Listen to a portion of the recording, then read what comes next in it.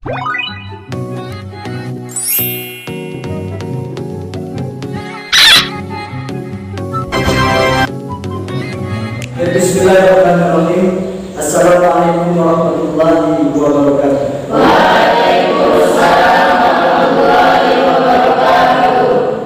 Alhamdulillahirabbil alamin. Assalatu wassalamu ala asyrafil anbiya'i wal mursalin wa ala alihi wa sahbihi ajma'in. Amma ba'd.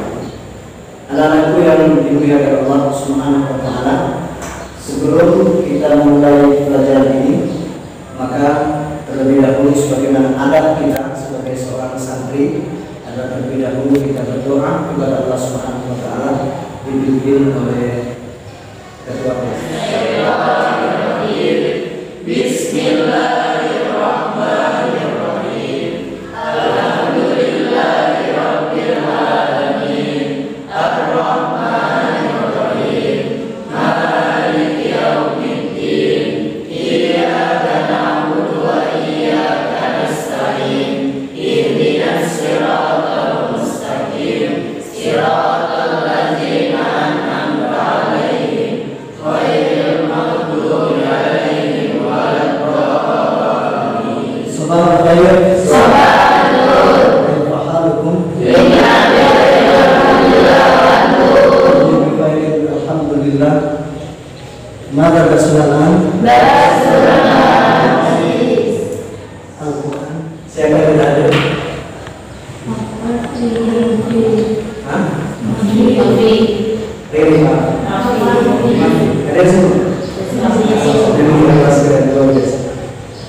Baik, selanjutnya silakan cek bangku-bangku, kolong bangku. Kalau misalnya ada sampah dari bangku kita sekalian dulu sampah dibuang. Kalau kalian menganggap baca, kalau kalian termasuk bagian dari sampah, buang dalam sampah. Sebelum kita masuk kepada materi kewajiban menuntut ilmu ini, maka terlebih dahulu sebagaimana kebiasaan kita akan membacakan tadarus, mengambil Quran surat Al-Ikhlas, kemudian Quran surat Al-Falaq, dan Quran surat An-Nas. Baik, dong? Baik. Baik, nani kelas.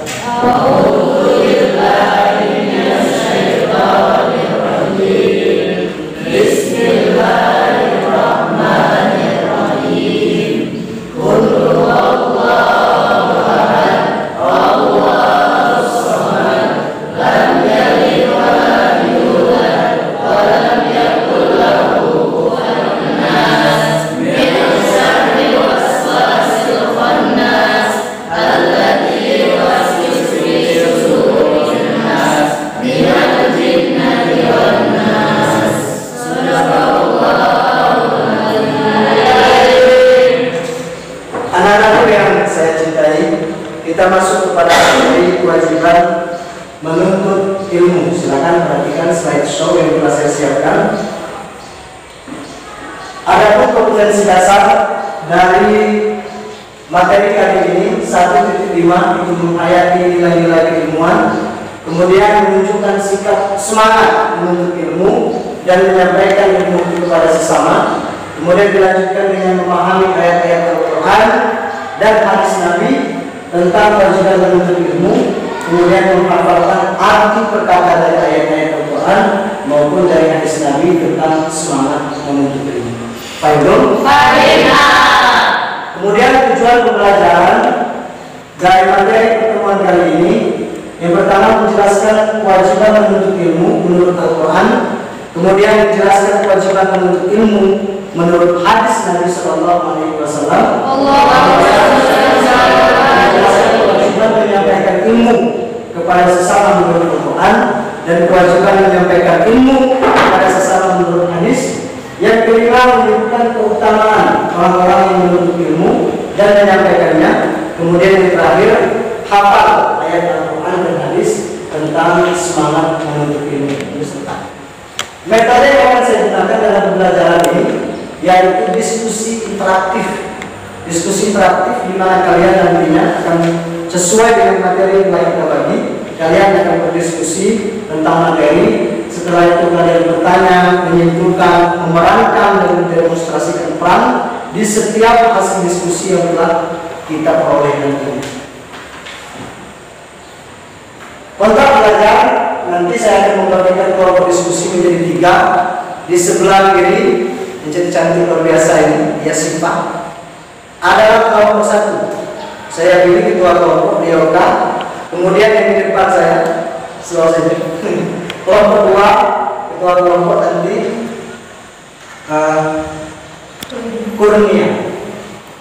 Kurnia itu Azhar. Dan kelompok ketiga nanti para gentleman, orang-orang yang luar biasa ini. Insya Allah wajah mereka ini akan kita jumpai nanti. Baiklah sekalian, kita masuk ke kegiatan inti. Sekarang silakan buat 3 kelompok.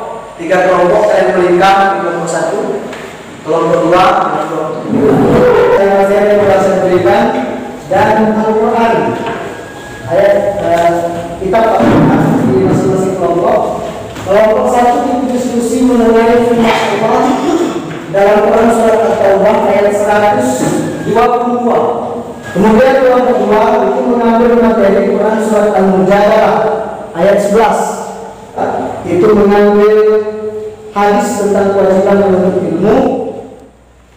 Selanjutnya silakan kalian diskusi dengan kawan-kawan, kalian baca dan amati materi yang telah ditentukan. Ada penjelasan juga tidak ada strategi yang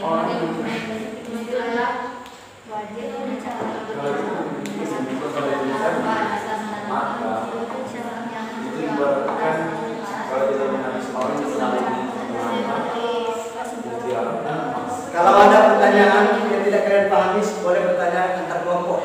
Silakan kelompok 1 kalau pertanyaan luas. Dicatat di sini. Kalau kalian tanyakan, boleh bertanya ke kelompok, boleh bertanya ke depan, boleh bertanya ke pusat.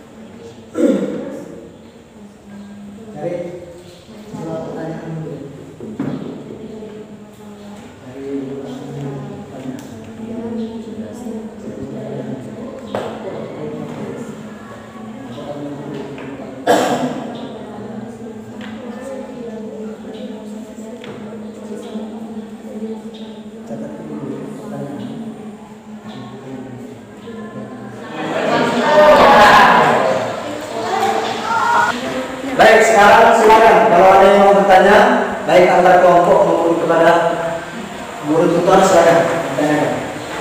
Baiklah, saya Kelompok 1.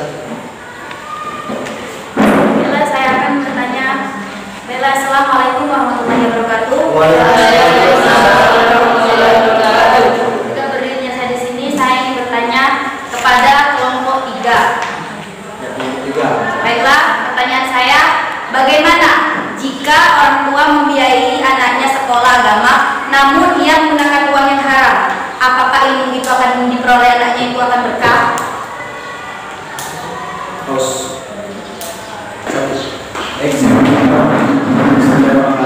Assalamualaikum warahmatullahi wabarakatuh. Bila kita membiayai suatu ya kita melakukan biaya suatu hal yang baik, maka bahwa apa yang kita hasilkan bisa menjadi berkah. Dan bila kita membiayai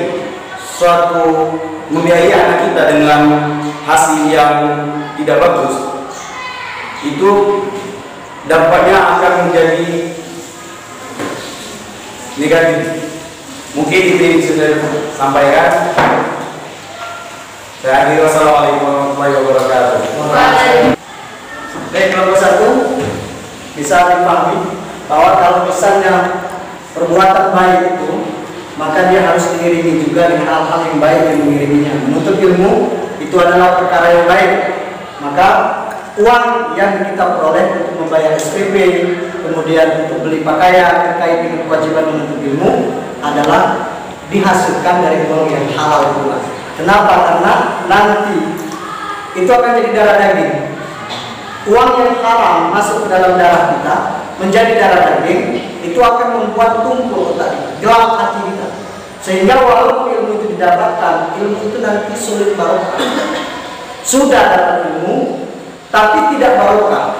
Bahkan dalam banyak kasus anaknya justru sulit memperoleh ilmu, menghafal sulit, kemudian memahami ayat sulit. Kenapa? Setelah diteliti ternyata uang SPP yang dibayarkan justru berasal dari uang yang haram, maling, nyuri, kemudian menipu, korupsi dan lain sebagainya. Betul? Iya. Nah, silakan kalau ada pertanyaan lain.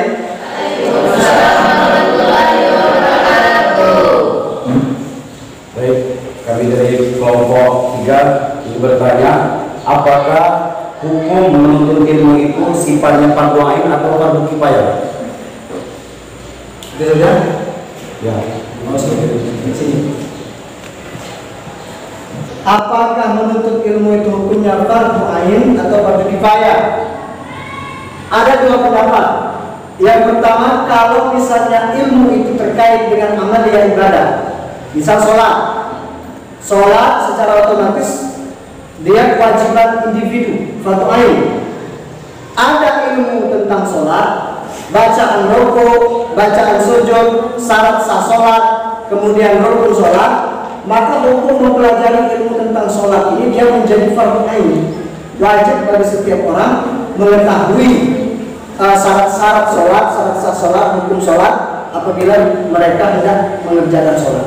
Tapi kalau ilmu itu terkait dengan hajat kebutuhan orang banyak, misal menuntut ilmu ekonomi, ilmu fisika, kemudian hal-hal yang terkait dengan fardu kifayah, contoh memandikan mayit, kemudian menyolatkan mukafani, memandikan, menyolatkan mukafani, menguburkan, maka hukum menuntut ilmu di sini dia menjadi fardu kifayah. Artinya kalau ada sebagian orang sudah belajar ekonomi, belajar fisika, belajar tentang cara mengurus mayit, maka yang lain itu lepas dari sholat. Setelah diskusi ini, saya ingin masing-masing kelompok itu berdiskusi memerankan topik, membagi karakter, kemudian ekspresi topik di dalam peran.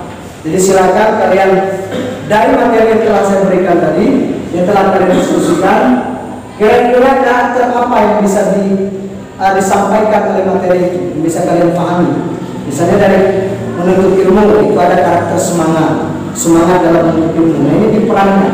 Bagaimana orang yang semangat menuntut ilmu, memberikan contoh. Nah, nanti kita lanjutkan ke slide selanjutnya. Ya. Di dalam majelis itu ada Kelapangan dalam majelis itu memberikan kelapangan. Ada dalam majelis.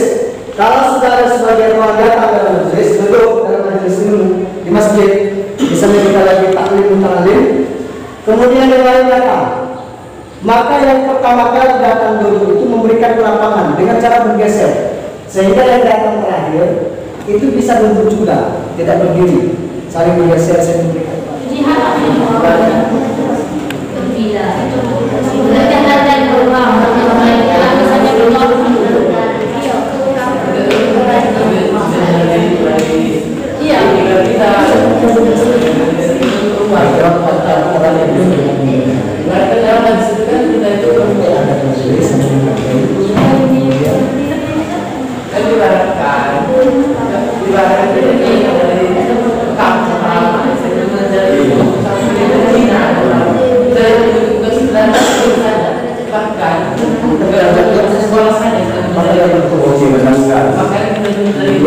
sampai kuliah kita bisa mencari ilmu.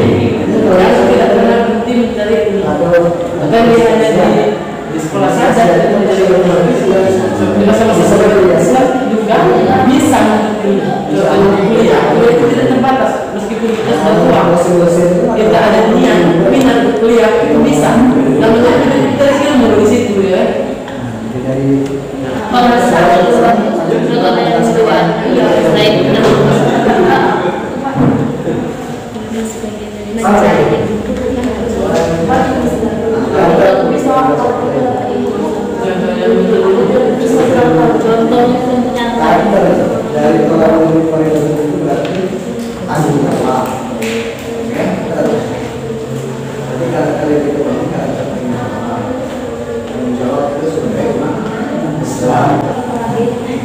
Baik, selanjutnya silakan pihak disesor. Kita akan memulai diskusi dengan kehidupan sehari-hari. Nanti secara bergantian masing-masing kelompok. Silakan kaitkan materi diskusi yang telah kita peroleh dari masing-masing kelompok tadi, kemudian dikaitkan hasil itu dengan kehidupan sehari-hari. Bismillahirrahmanirrahim. Assalamualaikum warahmatullahi wabarakatuh. Waalaikumsalam warahmatullahi wabarakatuh. Jadi dari hasil diskusi kami, yaitu tentang kewajiban menuntut ilmu dalam ayat 122 surat At-Taubah, menjelaskan kewajiban mencari ilmu, pengetahuan serta mendalami ilmu agama yang merupakan salah satu cara berjihad. Kita kaitkan dengan kehidupan kita sehari-hari. Kita sendiri, kita yang sedang mencari ilmu ini adalah orang yang berjihad di jalan Allah, jihad fisabilillah.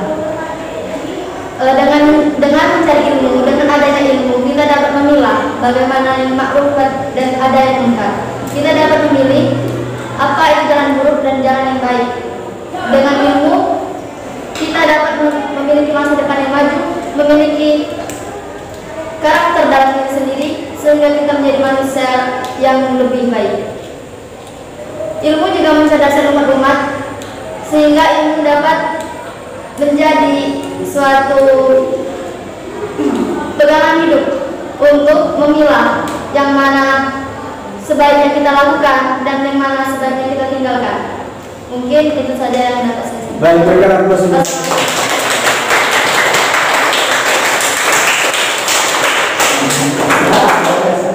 Yang materi dengan kehidupan sehari-hari. Assalamualaikum warahmatullahi wabarakatuh. Waalaikumsalam warahmatullahi wabarakatuh. Di sini kami akan menjelaskan tentang keutamaan orang yang berilmu dalam Quran surat Al-Mujadalah ayat 11. Maksudnya di sini adalah kita saling menghargai dan kita saling berbagi. Dan apabila kita diberi kelapangan, suatu contohnya kita dalam majelis, setelah itu apabila kita datang duluan, maka ada orang lain yang akan ikut majelis, maka kita akan memberi kelapangan atau geser tempat duduk, memberi dia untuk duduk di sebelah kita agar dia tidak berdiri untuk mencari ilmu. Dan Allah akan mengangkat derajat kita apabila kita memberikan kelapangan kepada orang lain. Maka kita dimanapun kita berada, dan apabila kita berilmu, maka kita akan dihargai dimanapun kita berada.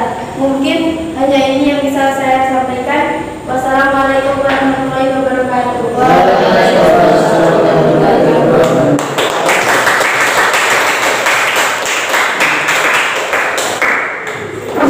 Baik, kelompok 3 silakan bertiga. Assalamualaikum warahmatullahi wabarakatuh. Waalaikumsalam warahmatullahi wabarakatuh. Baik, kami dari kelompok 3 ingin menjelaskan hadis Ibnu Majah dari Anas bin Malik. Adalah hukum menuntut ilmu adalah wajib, tetapi orang yang menegakkan ilmu bukan pada akhirnya bisa mengakibatkan perpecahan. Seperti contoh di YouTube, TV, koran dan lain sebagainya. Para ulama bukannya menimbulkan kedamaian, tetapi malah menimbulkan perpecahan di antara satu sama lain. Mungkin itu yang dapat kami sampaikan. Wassalamualaikum warahmatullahi wabarakatuh. Waalaikumsalam warahmatullahi wabarakatuh. Kalian sudah memberikan tanggapan atas diskusi. Maka selanjutnya masing-masing perwakilan kelompok nanti akan menyampaikan kesimpulan dari materi yang kalian pelajari. Kesimpulan apa yang bisa dipetik dari materi ayat dan hadis yang telah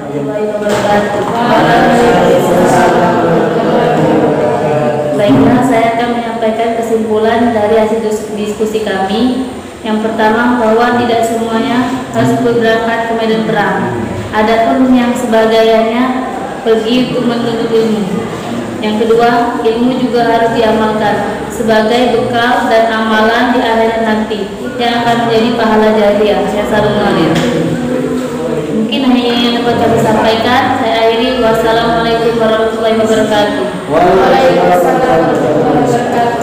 Silakan perwakilan dari kelompok 2. Assalamualaikum warahmatullahi wabarakatuh. Waalaikumsalam warahmatullahi wabarakatuh. Kami dari kelompok 2 akan menjelaskan menyimpulkan Quran surat Al-Mujadalah ayat 11. Kita harus saling berbagi dalam menuntut ilmu dan saling menghargai. Dan orang yang berilmu akan diangkat derajatnya oleh Allah Subhanahu wa taala. Maka dari itu bersungguh-sungguhlah dalam menuntut ilmu dan kita yang berilmu akan diberi kemudahan oleh Allah Subhanahu wa taala. Itulah yang bisa saya sampaikan. Wassalamualaikum warahmatullahi wabarakatuh. Baik, pemirsa. Silakan kelompok 3 menyampaikan Assalamualaikum warahmatullahi wabarakatuh. Baik, dari dengan di sini akan menyimpulkan hadis Ibnu Majah dan Sunan. Kesimpulan dalam menuntut ilmu adalah wajib bagi setiap muslim dan muslimah. Menuntut ilmu terbagi ada beberapa jenis. Yang pertama ada fardhu ain dan juga ada fardhu kifayah. Yang ketiga adalah ilmu harus dimiliki oleh orang yang ahli. Karena kalau bukan ilmu diberikan kepada orang yang ahli, seperti yang saya sampaikan tadi, bisa mengakibatkan perpecahan dan bisa menimbulkan kerusakan antara sesama. Mungkin ini yang dapat saya sampaikan. Wassalamualaikum warahmatullahi wabarakatuh. Saya akan lebih dahulu Quran surat At-Taubah ayat 122, kemudian Mujadalah dan hadis Ibnu Majah dan hadis Ibnu. Bismillahirrahmanirrahim. Bismillahirrahmanirrahim. Wa ma kana al-mu'minuna liyanfiru kaffah. Wa ma kana al-mu'minuna liyanfiru kaffah. Falawla nafaru min kulli firqatin minhum ta'ifah. Falawla nafaru min kulli firqatin minhum ta'ifah. Falawla nafaru min kulli firqatin minhum ta'ifah. ليتفقهوا في الدين ولينذروا قومهم إذا رجعوا إليهم لعلهم يحذرون. Setidaknya ada beberapa kosakata yang bisa kita temukan. Yang pertama ada kata nafara yang apa artinya nafara yang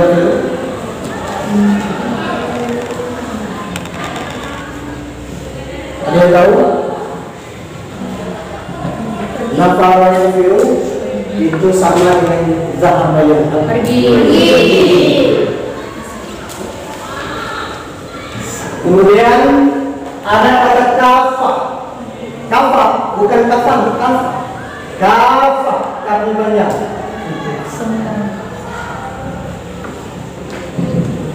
Jadi kalau masuk Islam harus masuk Islam secara kafa. Kafa artinya Semuanya. semua atau sempurna.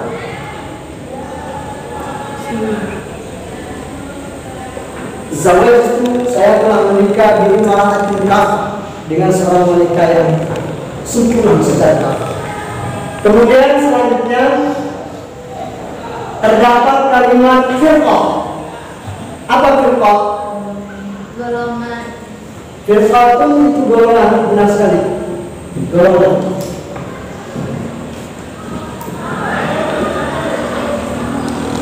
Di bawah golongan itu ada ta'ifah. Ada ta'ifah. Apa kelompok Rezi? Hah? Taifat. Kelompok? Kelompok kecil. Kelompok kecil. Kalau kita tidak dapat tulis, malu dulu.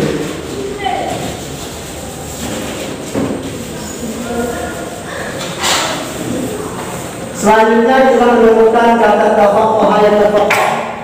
Ada yang tahu tafaqquh ayat tafaqquh? Fikih. Pengetahuan. Ya, tafaqquh.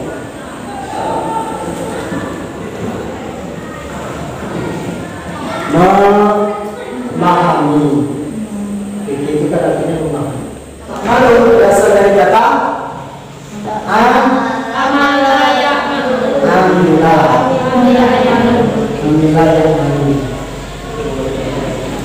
yang mengerjakan. Ta'malu artinya yang kalian kerjakan. Membuat tugas lanjutan.